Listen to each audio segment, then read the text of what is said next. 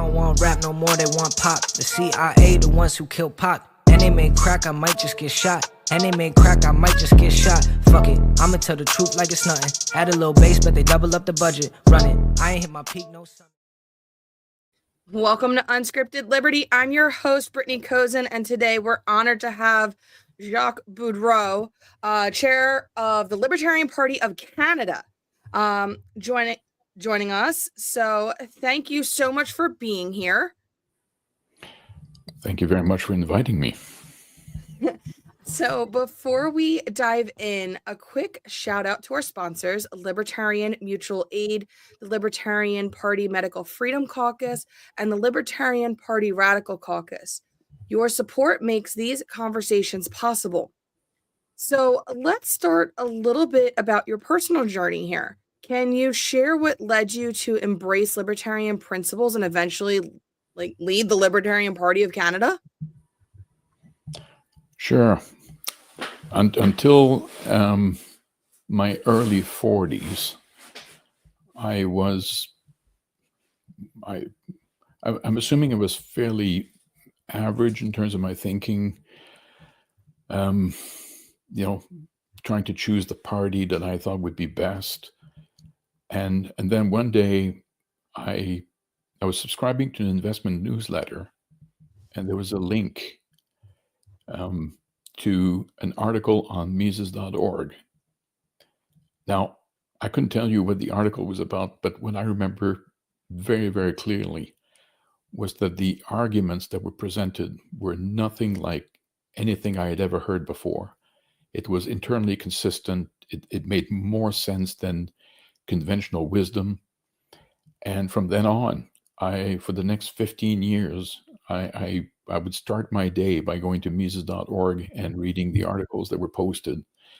And as time went on, probably 2 or 3 years, I came to realize that I could no longer defend any of my previously held beliefs, like in terms of, needing the government and what have you. And I would say from that point on, I considered myself to be a libertarian.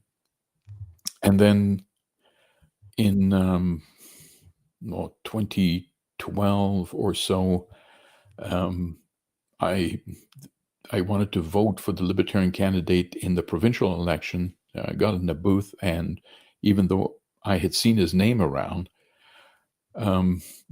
he was not on the list. And I contacted the party, and they told me that, well, we're a small party, limited funds. It's very difficult for us to make sure that all our would-be candidates, file the proper papers or what have you. And I thought, well, maybe I shouldn't have a go at this. So in 2015, I ran for the first time. This was a federal election, so this was for the Libertarian Party of Canada. And then I ran again in 2019, ran in 2020, I think, provincially. Well, I'm forgetting some of the dates, but I have now run 3 times federally and twice provincially under a Libertarian banner. And then a little over 3 years ago, I went to the Libertarian Convention and, put my name forward when my predecessor decided that he had done his bit. He was great, but moved on, and I was chosen by the people there. Yeah, that's awesome. So maybe can you how did your background, maybe things like your early life experiences or anything professionally kind of shape your political philosophy, and what specifically resonated with you about the idea for maximizing personal freedom? Well, Murray Rothbard once said that libertarians are born. Now, he said they may not know it for a while. And I think in my case, it's quite appropriate. I lived in a household, again, that was pretty typical. My dad was more conservative. My mom certainly much more liberal. But I've always been pretty independently minded. I've never cared much for being told what to do and when to do it. But the environment in Canada is not kind of great that way. You have to swim against the current very much.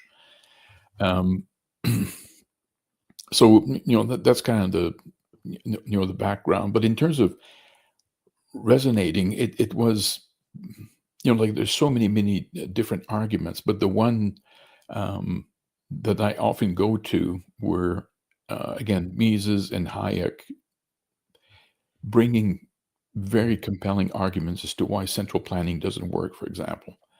So to me, it's like, well, you read these arguments, they make sense. Moreover, they are proven in many ways by the experience, because we all know that countries that have the most amount of central planning are the ones that are the greatest failure.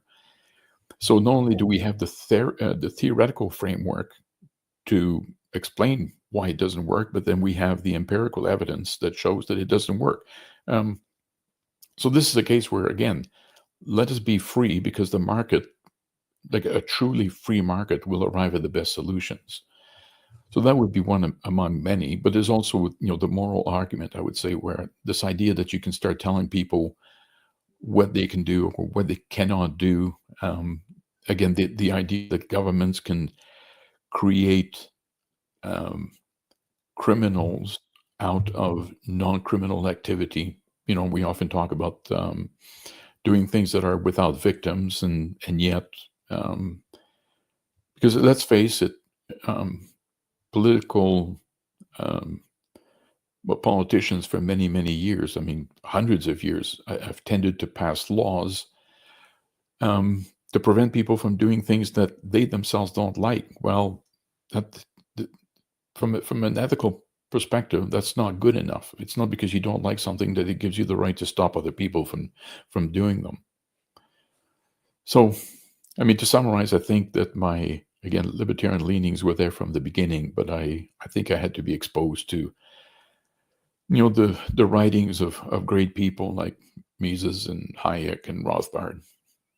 Yeah, so Canada's seen as what people say is a more progressive nation with a pretty strong social safety net and a willingness to accept government oversight. At least that's what I'm pretty generalizing here. But what unique challenges are libertarians facing in such an environment like that?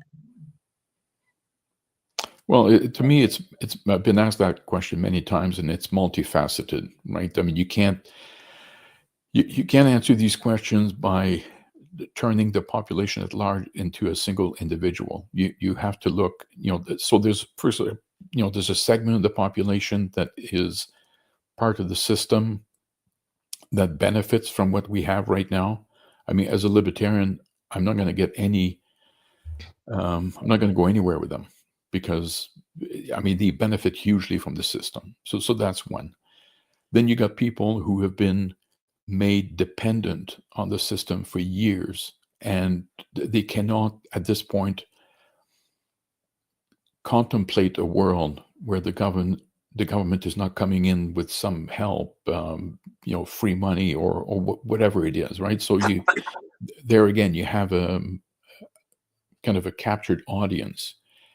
And then there's a big segment of the population that has been indoctrinated from the time they were 5 or 6 years old in the school system. Because in this country, unfortunately, the education system is such that it's completely overrun by left-wing people who, of course, are completely the opposite of freedom-loving people, and they think it's perfectly fine to indoctrinate children. So by the time we hear libertarians discuss things with these people, we have to try to undo the brainwashing that's taken place. There's so many people in this country who believe that, again, without the government, everything would just go to hell in a handbasket. So again, it's there's a segment where I don't even try, because they have too much to lose. But education is a big component of trying to maybe get people to follow the path I did, which is, to educate themselves and listen to arguments they've never heard before. It sounds pretty much very similar to what we're dealing with here in the U.S. I Now, mean, let me give you an example. You're probably aware of the Freedom Convoy, mhm. that we had during COVID. The way those people were treated was appalling. And I thought for sure, I mean, I don't like to see people suffer, but I thought, okay, the one silver lining in terms of what we went through is that it's going to ignite the inner libertarian, and many, many Canadians are going to say, this was way too much.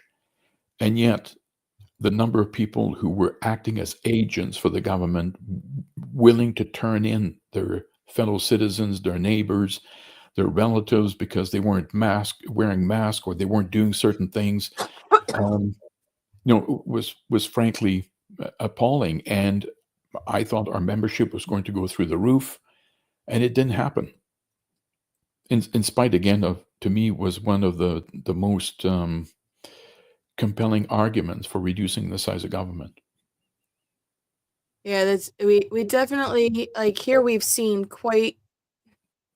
a lot of people being more open to libertarian philosophy and ideas, but there's a lot that won't commit fully to it.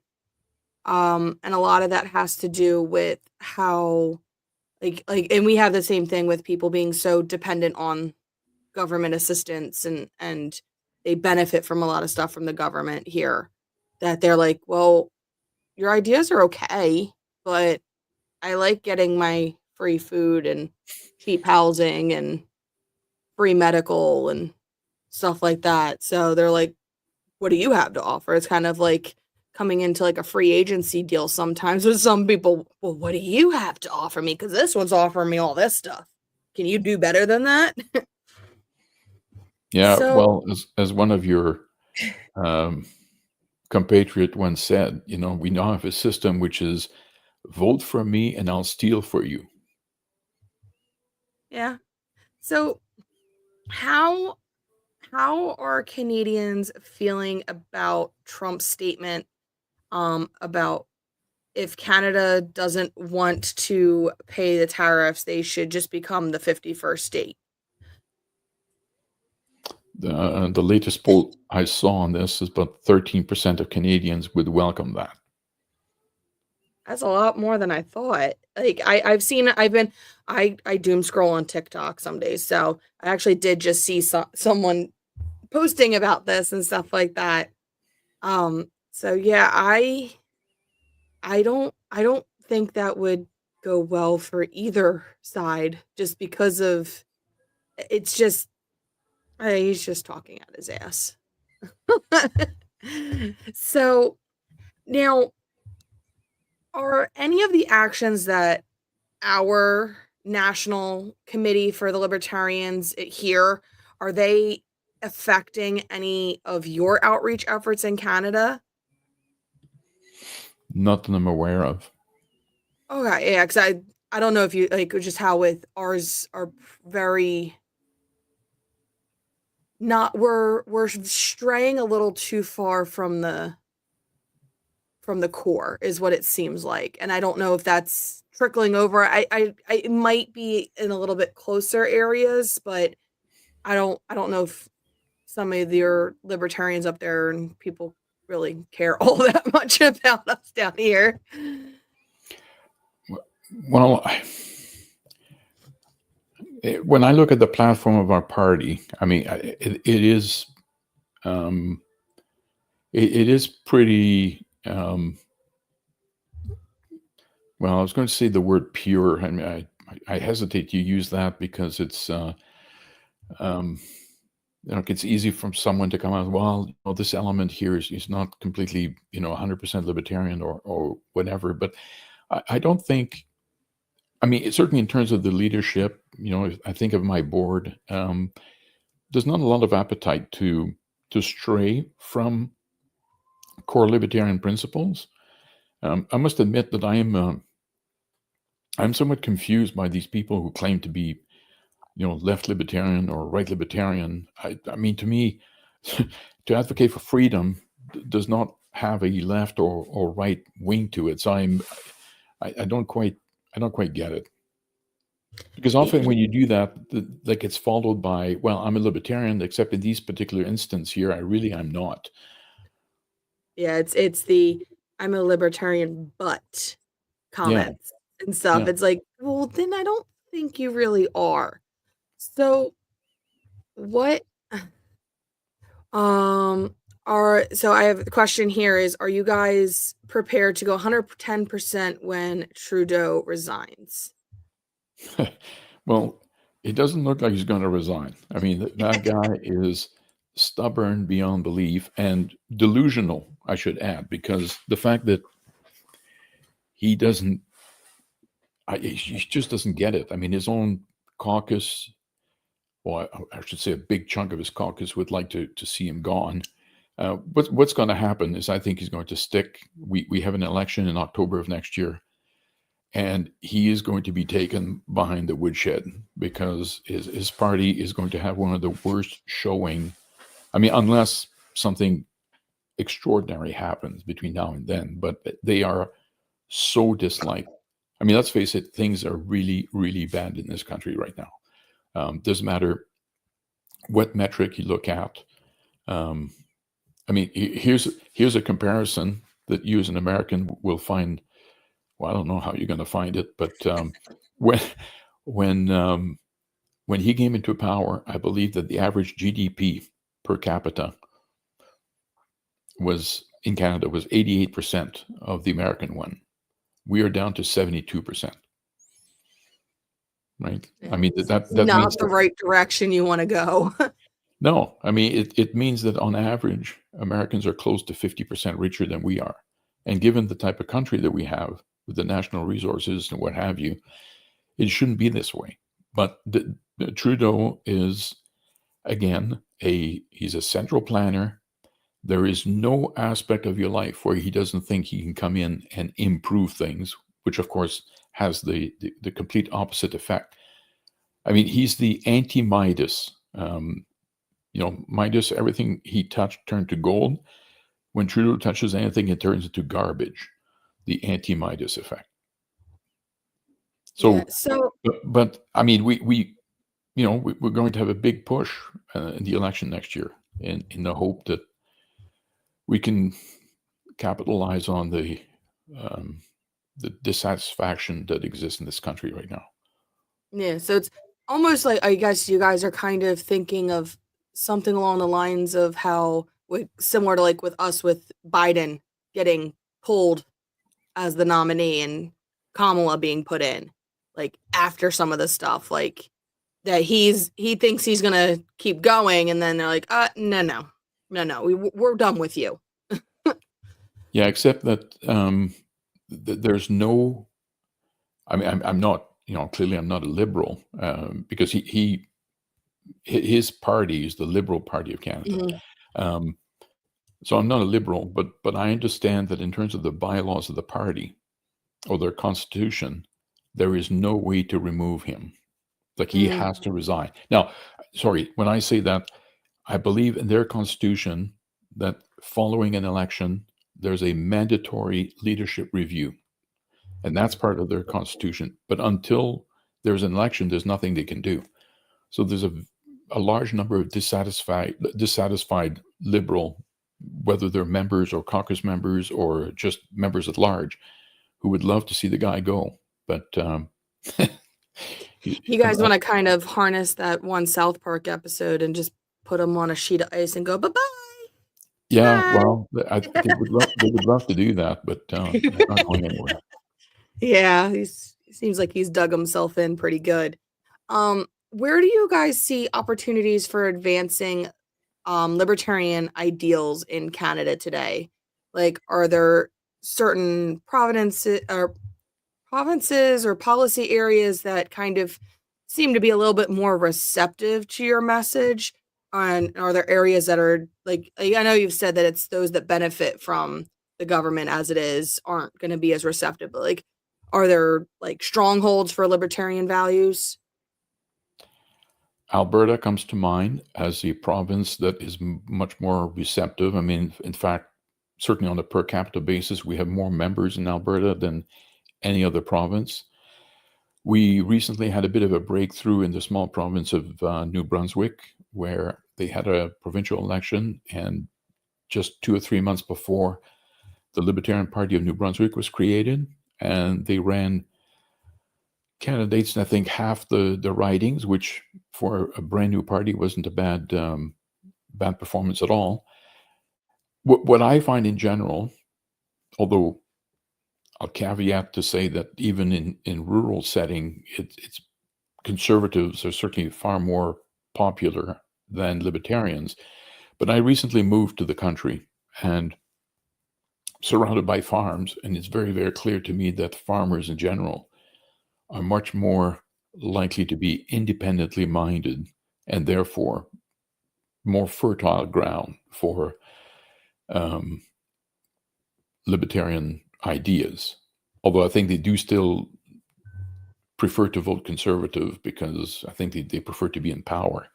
But there's a huge divide in Canada now between urban and rural settings. People in cities tend to vote Liberal and NDP, which is kind of the socialist party that we have here. And then you move to the country and the countryside, and there it's a reversal. I mean, conservatives tend to win quite easily. So, yeah, in a nutshell, Alberta, pretty good ground. Rural settings are pretty good. New Brunswick now a little bit. Yeah.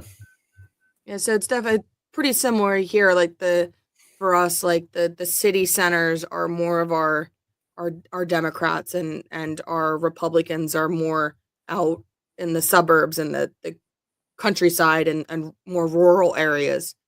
So we kind of tend to find, at least right now, we have a lot of pretty big like county affiliates in some more like country settings than in our city centers. So it kind of tracks a little, because I think it's just, you have the city, it's easier to get to things and be around some of that government assistance stuff than in the countryside. Well, I'm not a socialist or, sorry, as a sociologist, I mean.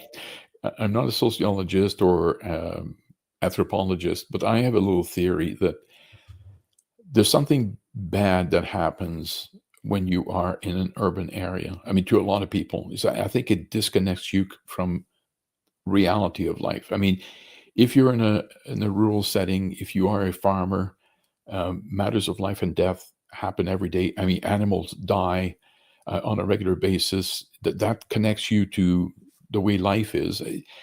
I mean, so many people in urban settings, if you ask them where food comes from, they'll tell you, well, the grocery store, which is, talk about being disconnected, right? I mean, they don't understand the concept of farming. They don't understand, again, where it begins in many ways. So, and I think it's easy, I think, to a certain extent. I mean, to the point you made, that if you're in the city, you can fool yourself into thinking that life is different than it really is, right? It's a bit of a fantasy that people are living. So it's not good when people lose sight of reality. Yeah, and you create your own little world. Like you don't, you go, wake up, go to work, come home, do your thing. Like it's 9 to 5 type stuff. So I want to kind of go through, I have a bunch of different questions here that kind of relate to some like recent government actions and like the state of Canadian liberty. So go through and just kind of ask them and see what you guys are like, perspectives on it and stuff like that. So many Canadians have watched their freedoms erode during COVID-19 lockdowns and mandates. How do you think the government's approach compared to some of the more authoritarian responses we've seen abroad? Well, I think this country was one of the worst, frankly. I mean, I can't really sit here and say, oh, gee whiz, I'm so happy I was in Canada. I mean, no, it's true. I mean, Mhm. Trudeau has a very, very strong authoritarian streak. It's his knee-jerk reaction. I mean, he's not very bright. I mean, I'm absolutely convinced of that. And to think about these things in a thoughtful manner, I don't think is part of his persona at all.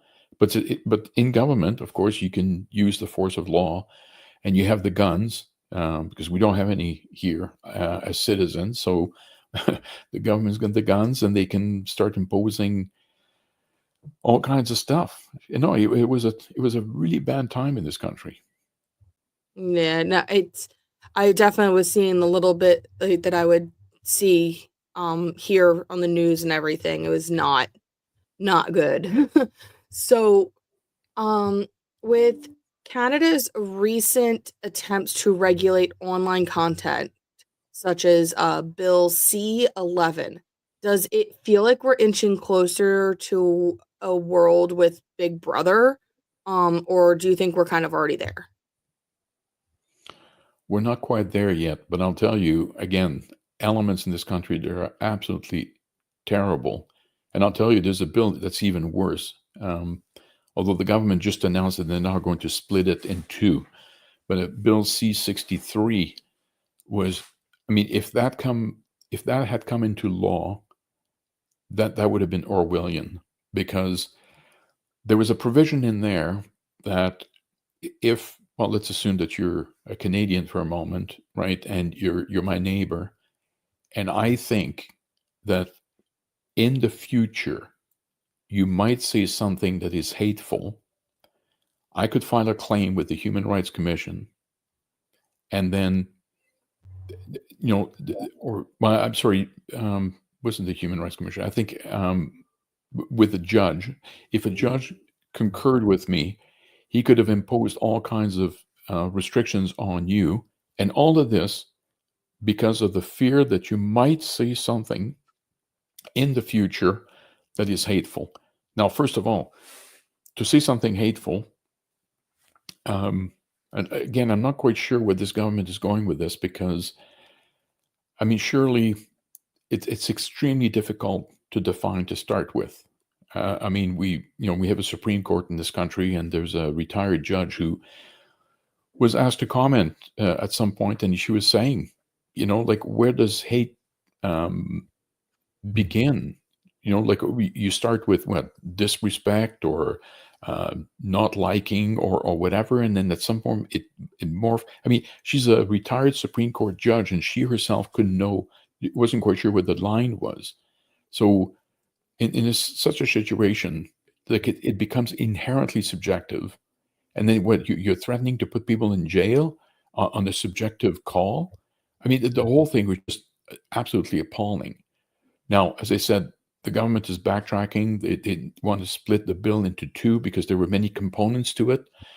I am now feeling much more optimistic because, I'm not even sure that there's enough time before that government gets defeated for the bill to go through. And then if it does go through, I think it's going to be on the books only for a matter of a few months, because I know for a fact that the next government is going to repeal these laws in a hurry. Well, I should say they claim that they're going to repeal them. I have, at this point, no reason to disbelieve them. And that's why I'm a bit optimistic. But the fact that we have people in power who think that they were justified in coming out with such draconian laws, I mean, it's looking like 1984 more and more with these people. And it's one of the reasons why they are so unpopular. People have had enough. Yeah. Even like when you said before, like coming as an American and stuff like that, like when you said, you're like, yeah, we don't have guns. I'm like, I like my guns. I have lots of guns. I can't imagine a world without my guns. Well, I mean, I was using hyperbole a little bit because Yeah. I actually got my license about a year ago and acquired a couple of firearms, but it's extremely restrictive in this country. Mhm. We Extremely have some restrictive. states like that, but we have others that are like, yeah, sure. You want a rocket launcher? Go ahead, have a rocket launcher. We don't care. And then others are like, you want a BB gun? No, you can't have a BB gun. Yeah. You need about 15 different clearances and a permit for a airsoft gun. Like, So, we go across the spectrum. but let me give you an example of just how terrible this government is. It's quite often mostly about virtue signaling. So they make a big show of saying, and in fact, just last week they came out with another 234 firearms that are going to be restricted or banned altogether. So they make a big show of these things, and yet 90% of gun crimes committed in this country are committed with guns, illegal guns that were imported from the US. So instead of, like, if that's what you want to stop, then you have to have better border control and stop people from importing them, as opposed to going after law-abiding people who are minding their own business with their guns. But it plays well, right? And again, it plays well in urban areas because the government can go and say, hey, look, we banned all these guns, and people are going, oh, wow, wonderful job. I mean, it's the same old thing. I mean, there's no criminal who's going to come into the government and say, oh, well, I used to do these crimes with this firearms here, and now I noticed that it's no longer legal, so here it is. Never going to happen. Nope. That's the same here.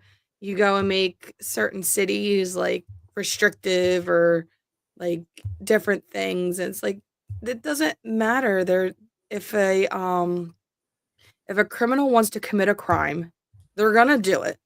And they're gonna break as whatever laws they want to do to get to their end goal. It doesn't matter. You could have 1,000,000 laws that they'd break and they'd be like, they don't care.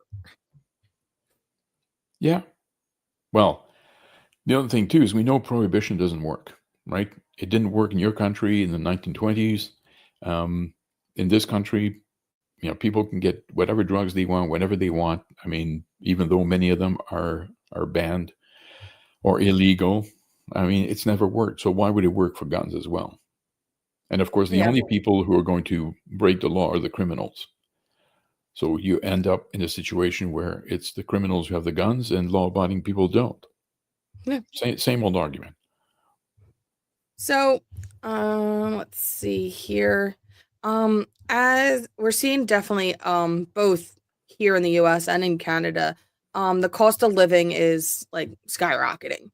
So it looks like thanks in part to carbon taxes and unchecked spending and stuff like that.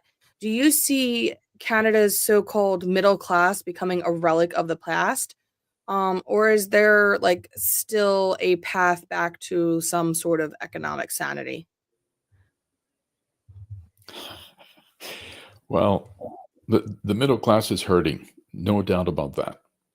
We have the same issue in this country as you have in your country in terms of a central bank that has messed this up completely. I mean, our Bank of Canada quadrupled its balance sheet during COVID, and clearly, even though it's staffed with all these wonderful economists, they never saw that quadrupling its balance sheet would result in higher prices. It just boggles the mind that they would screw it up so badly, and yet they did. Now, I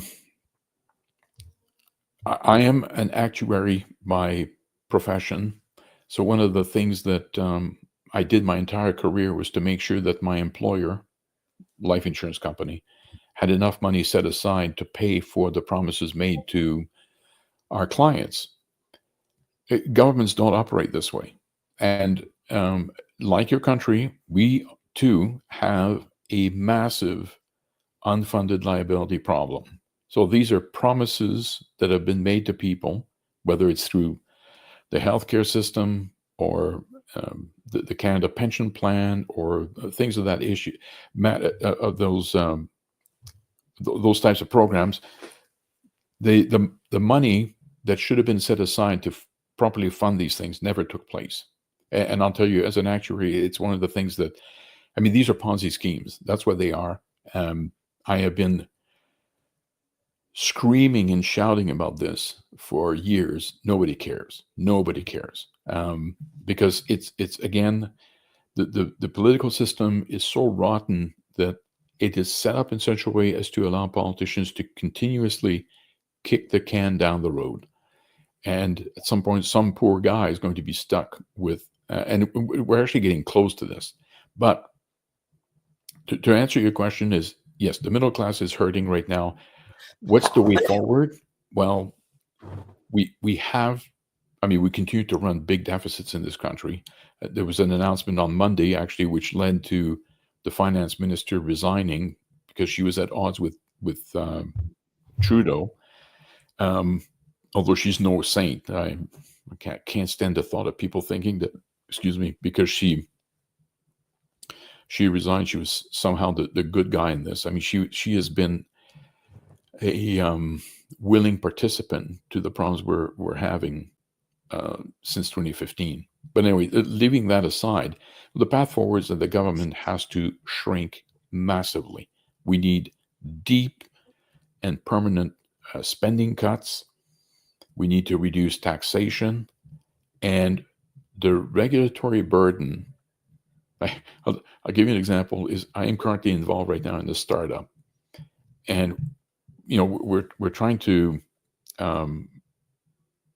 get some funding, and quite a few people we've talked to said to us, "You are crazy to try to do this in Canada. You got to go south of the border because it's a lot easier."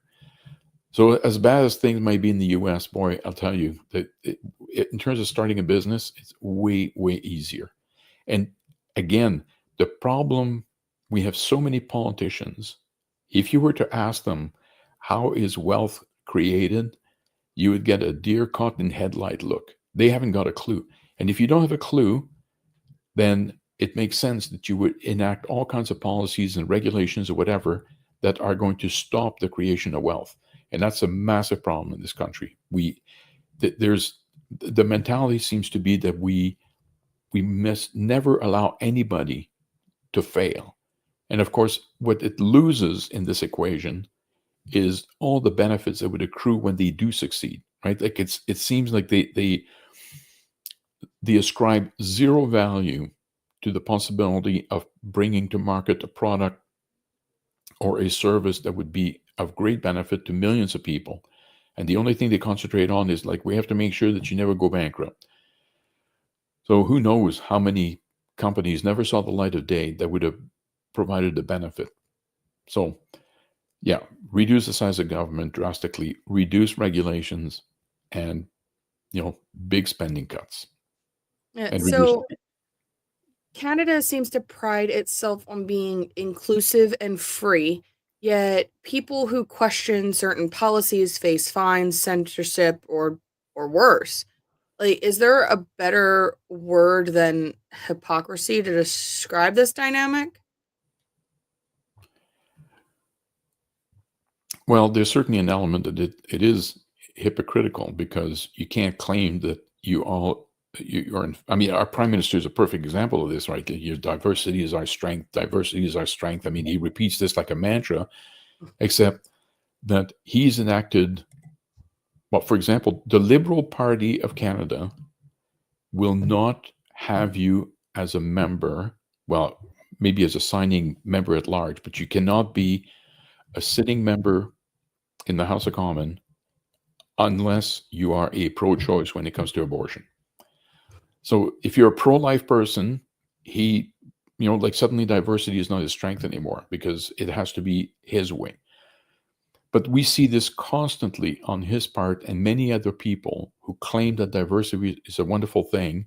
And yet when it comes to diversity of opinion, they don't believe it anymore. So yes, hypocrisy is a good way to, but it's also in many ways,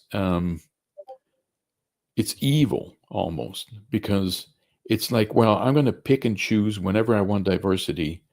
And I don't know, they don't seem to understand how internally inconsistent they are. So yes, there's a lot of things that are of a virtue signaling type of nature, where we claim things, we assert things, we can't prove them, we can't back them up, and we can change our mind whenever we want. So now, between emergency powers invoked during the trucker protests and ongoing travel restrictions we saw last year, how close did it become to being normal for a permanent state of emergency? I think that would be going too far to say that we came close. I mean, for one thing, we've had a federal court judge who has come out and said the government broke the law because they didn't meet the minimum threshold required and many of the sort of check marks required to legally enact the Emergencies Act. So now, of course, the government is appealing, but we now have a standing judgment that says they didn't come close. And I'm not a lawyer, but I looked at the requirements to enact the act, and like to a neophyte like me, it was like, no, they didn't even come close. Now, I am absolutely convinced that Trudeau, if it wasn't for the law of the land, would quite willingly go quite far that way. I don't know if it would be Emergencies Act all the time, but I think he has it in him to want to shut down anyone who disagrees with him. As I said, he has an authoritarian streak that is, I mean, he's professed his admiration for China, his admiration for Fidel Castro. I mean, this is not a good person. And again, he came to power calling for sunny ways, and of course he has nice hair and all that, and people fell for it. But the image he projects is, in my opinion, completely at odds with the person that he is on the inside. Yeah, it's like a wolf in sheep's clothing type thing. Oh yes, very much. Like I think he's just a nasty, nasty person. In addition to, as I said, not particularly bright. I mean, we see. I'm diverging a little bit, but your incoming president has threatened tariffs at 25%, right, on anything that comes from Canada. So it's time to negotiate, right? It's time to go to him and explain, because there are many, many good arguments as to why tariffs are a terrible thing. Now, this prime minister, when the Freedom Convoy went to Ottawa, refused to sit down with these people to fully understand where they were coming from. And, the whole thing, again, these so-called progressive people, in my opinion, lacked empathy to the nth degree. I mean, empathy is the ability to put yourself into someone else's shoes, to understand where they're going through. We had a very, very strong divide in this country during COVID, because we had the blue-collar guys, the electricians, the plumbers, the people doing delivery, truck operators, and the like, right? Those people had to continue to work. Now, many people, they were called the laptop operators out of their cottages, right? I mean, shutting down the economy while you continue to work in a very nice setting is very easy, right? Without, I think, a second thought for people who had to get up every morning and actually get the work done. So you would think that a prime minister who, by the way, I mean, I don't know how versed you are in Canadian politics, but his father was prime minister in the 70s and part of the 80s. And he's a trust fund kid. He's never had to work a day in his life. At least he's never had to worry about where his next meal was going to come from. So not a lot of world or real life experience and the ability to connect with the average person. So you would think in such a case that you would actually take the time to sit down with the truckers to find out, well, why are you here? Why are you so upset? So that he would understand. But he didn't do any of this, right? Like to him, again, knee-jerk reaction was, we have to bring down the hammer on these people. Now, going back to the tariff, if it's time for diplomacy, right, to negotiate, I mean, this is a guy who's been going after Trump for, I mean, going back to the first term. I mean, he's never had anything good to say about the guy.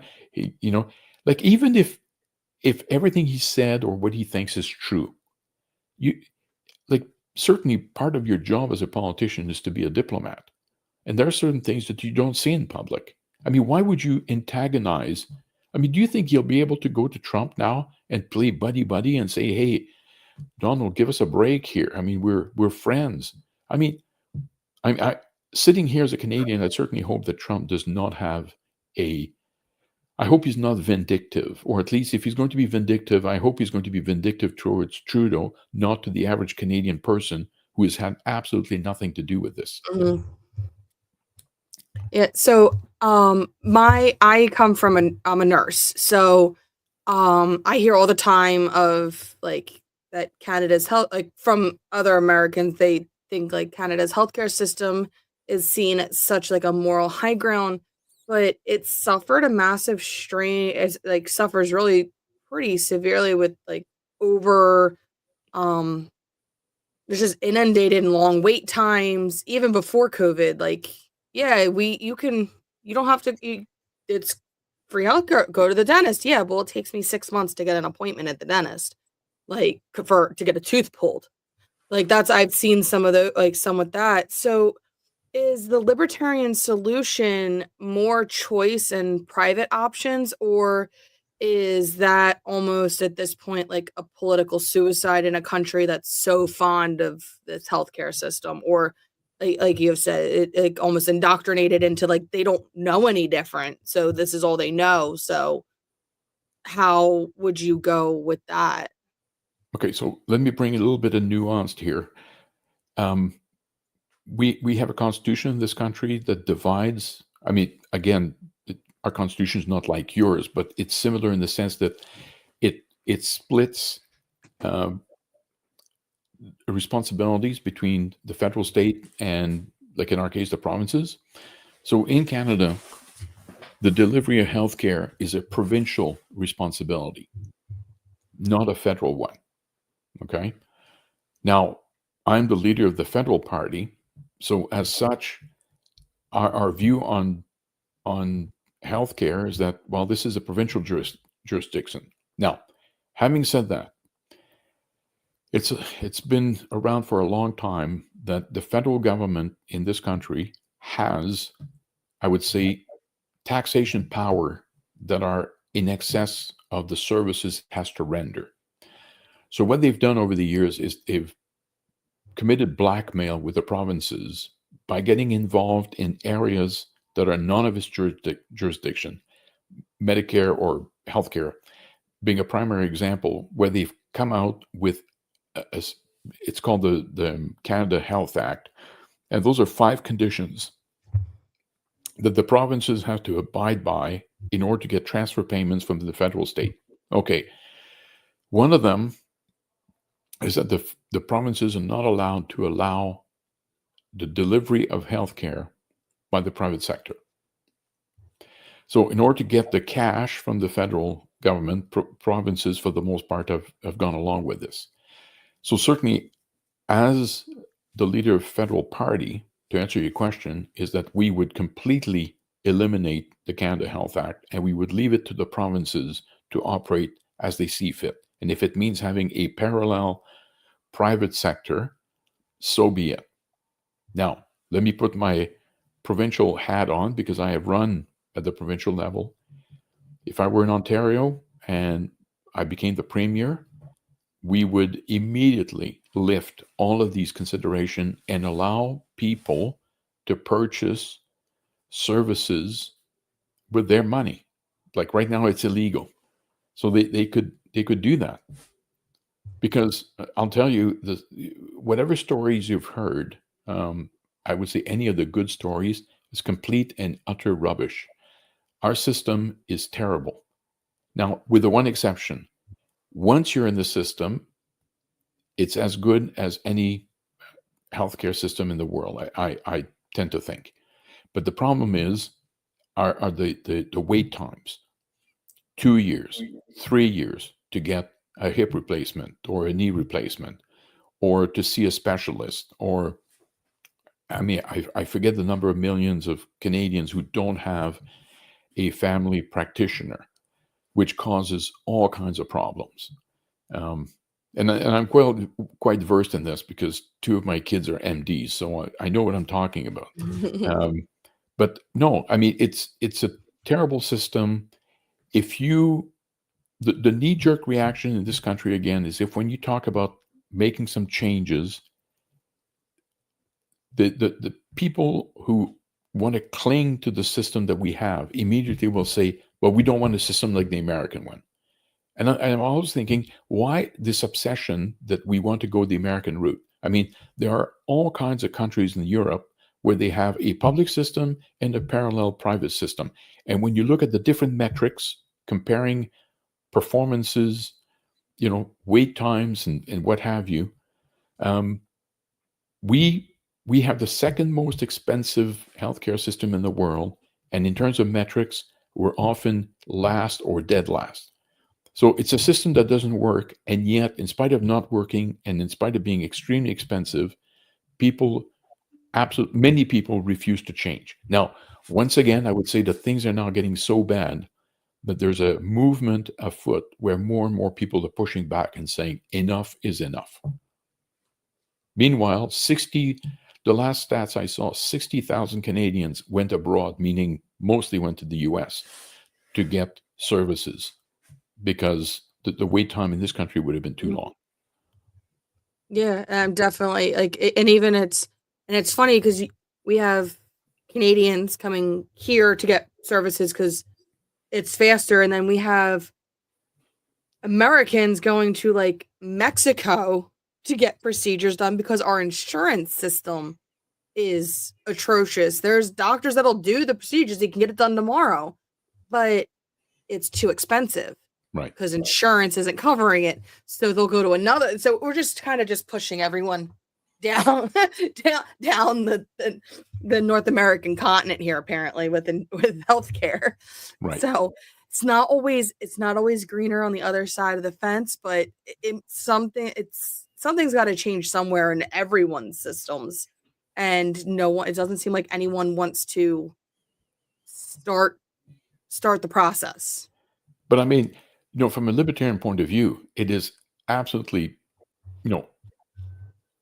immoral to go to two people the two people who want to engage in a transaction that's non-coerced, right? In this case, if you're a physician and I need your care, and I don't want to wait, and you're saying, well, if you don't want to wait, I can do this, after hours or whatever, but it'll charge you. And I say, I'm willing. Like the very idea that a politician thinks that it's perfectly fine for them to come in and say, no, we're going to make this illegal is beyond me. I mean, it's talk about an intrusion in the private life of people who want to engage in mutually beneficial transaction. Like even I would see like some of it would be more cost effective to allow some of this, because now you have it that if the patient's willing to pay the money to get whatever done, you're now not, as a government, having to cover all of the medical needed to maintain them in that, like, let's say hip replacement, the pain management up in physical therapy or whatever, or the constant like needs of assistance up until that surgery's done. Like, so now you have 2 years of maintaining that poor quality of life and possibly having it that the surgery is no longer a viable option for them. It boggles my mind sometimes. It makes my head hurt. I think you're absolutely right. And I would stress that there are three parties here that are involved either directly or indirectly. You've got the physician who would get paid, so they benefit. The person who was facing a long wait gets to skip to the front, so they don't have to suffer for 2 years needlessly, so they benefit. And then the person who couldn't pay, privately, they get to move up on the list because the person ahead of them is gone. Mhm. So when you have a solution where there are no losers and yet people fight against it, I just don't get it. It makes my head hurt sometimes. And then I stop trying to figure it out because my head then stops hurting. So, it looks like we're coming up on time here. I probably have like a million other questions for you. So I would love to have you back again and keep talking and stuff like that. 'Cause this is so fun going and being able to compare two different countries. Because usually I'm used to comparing like different states or counties in the US. So it's so different to bring it's like a breath of fresh air a little bit, just to bring some completely different, like to show people that what's going on outside of our little bubble here. I would be very happy to come back. Of course. So before we fully wrap up, where can listeners learn more about the Libertarian Party of Canada? Probably to go to our website, which is www.libertarian.ca. There they can look at, becoming members if they want to, and they can look at our platform, things of that nature. They can. We have two podcasts going. One is called Libertarian Currents, which is usually me and my host talking about current events, where I present a libertarian viewpoint or comment through. And then we have Libertarian Lens. Libertarian Lens is one where we actually have guests on. In fact, I will keep you in mind because we're always looking for potential guests. So, yeah, Libertarian Lens. Yeah, I'm on Substack as well, with the absolutely sexy title of Jacques' Newsletter. If people want to see what I'm writing about, yeah, but that would be a start. Okay. And I'll also I did post these up here on the video, but I will have links for them as well for those that are listening on my other platforms here. So thank you again, Jacques, for joining us, and to the listeners, thank you for tuning in to Unscripted Liberty. Remember to subscribe, leave a review, and share this episode with your friends. As always, we leave with this reminder: liberty begins with you. Share your voice and educate yourself. Take action to protect the freedoms that we all cherish. Finally, I do this on every episode. I'm calling on President Joe Biden to pardon Ross Ulbricht and Roger Ver. These cases represent severe overreach of government power, and it's time to correct these injustices. Justice and liberty demand their freedom. Until next time, stay free and stay bold.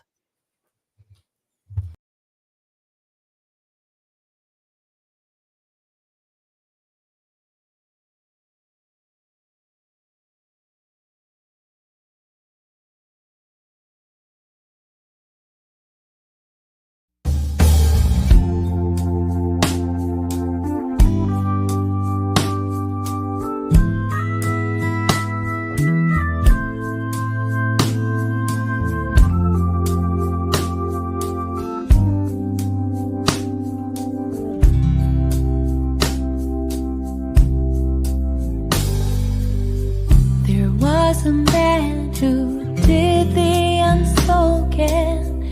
He looked for freedom from the violence.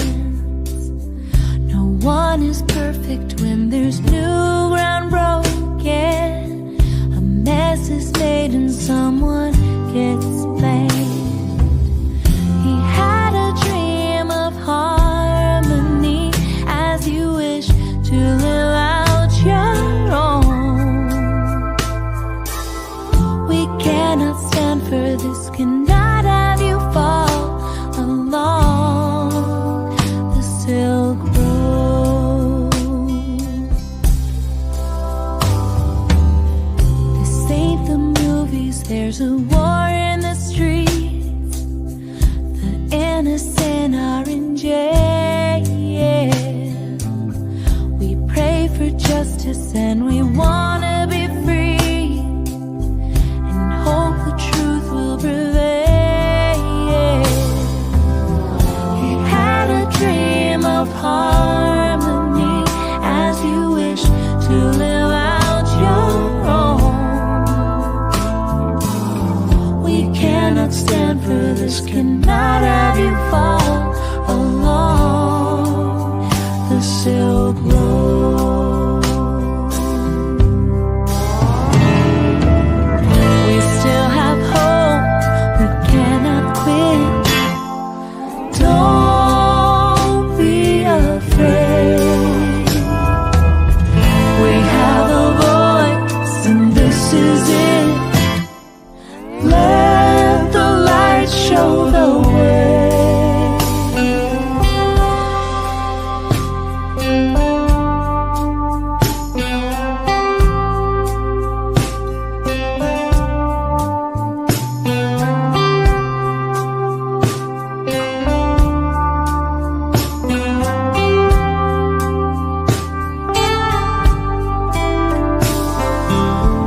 We had a dream of harmony as you wish to live out your own. We cannot stand for this, cannot have you fall along the Silk Road.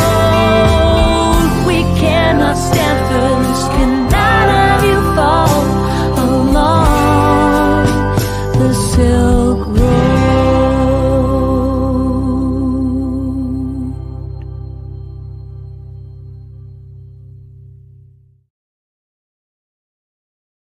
On day one, I will commute the sentence of Ross Ulbricht to a sentence of time served.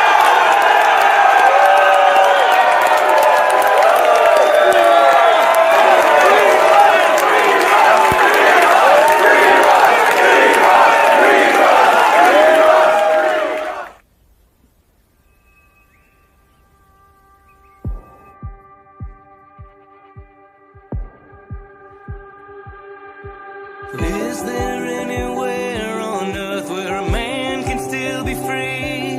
Will he bear the weight alone, or will he have to bend the knee? Is there no one in this land who grows tired of the game, where the wicked gather stones and build up prisons in our name? There's a story that you've heard before. It's been told in every age of a gentle soul misplaced inside a cage. Whoa, whoa, whoa. Free Ross. Whoa, whoa, whoa. Free Ross.